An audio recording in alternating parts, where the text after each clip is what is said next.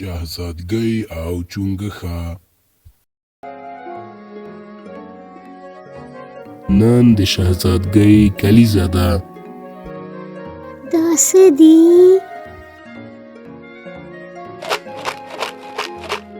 دا یوه ډالۍ ده، خلاصه یې کړه.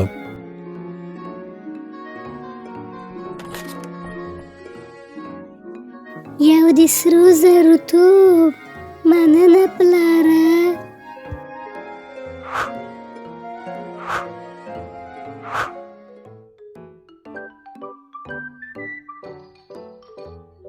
هغې د یو ساسنګ کې لوبې کولې. توپ لاړه پورته پورته پورته، بیرته راغی لاندې لاندې لاندې او په سا کې وغورځېده.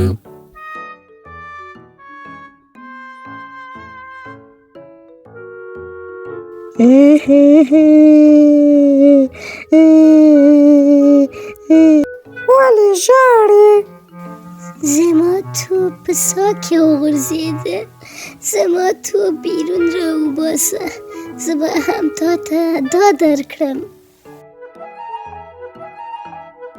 دا څه دي؟ دا یو تاج دی.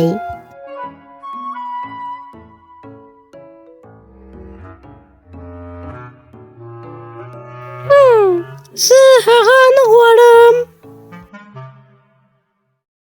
زه غواړم تا سره ملګری شم. سمه ده، اوس زما توپ راوړه. چونګښې ځان په اوبو کې واچوه او توپ یې راواخیسته. دغه ده. هغې توپ یې واخیسته او وتښتېدله.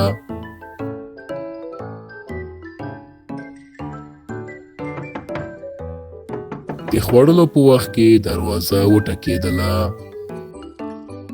دا د څه شي آواز دی؟ هغه یو بدرنګه چونګښه ده. بدرنګه چونګښه؟ هغه څه شی غواړي؟ ما هغه ته د ملګرتوب ژمنه ورکړې وه. ته باید خپل ژمنې باندې عمل وکړې.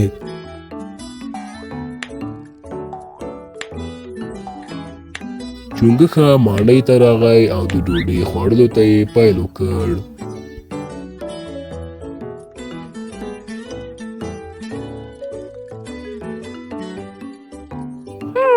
د خوب وخت دی، غواړم چې ویده شم. ته یو چونګښه یې، ته باید په اوبو کې ویده شې. ته د خپلې ژمنې باندې عمل وکړه.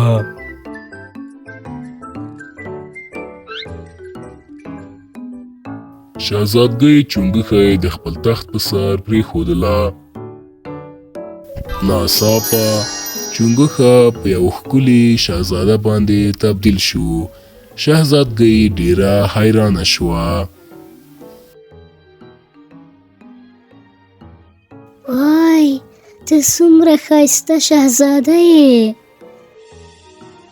مننه، یو بد جادوګر په ما یې جادو وکړه او زه یې یو چونګښي ته تبدیل کړم، خو تا ما سره لکه د یو رښتیني ملګري په څېر چلند وکړ او تا د هغه جادو باطله کړه.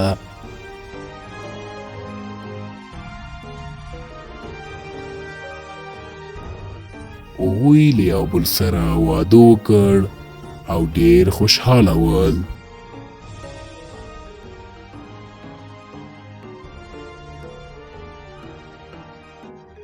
آیا ویلی شئ چې د شهزاده د خوښې وړ ډوډۍ چی ده؟ معلومداره ده، مچۍ.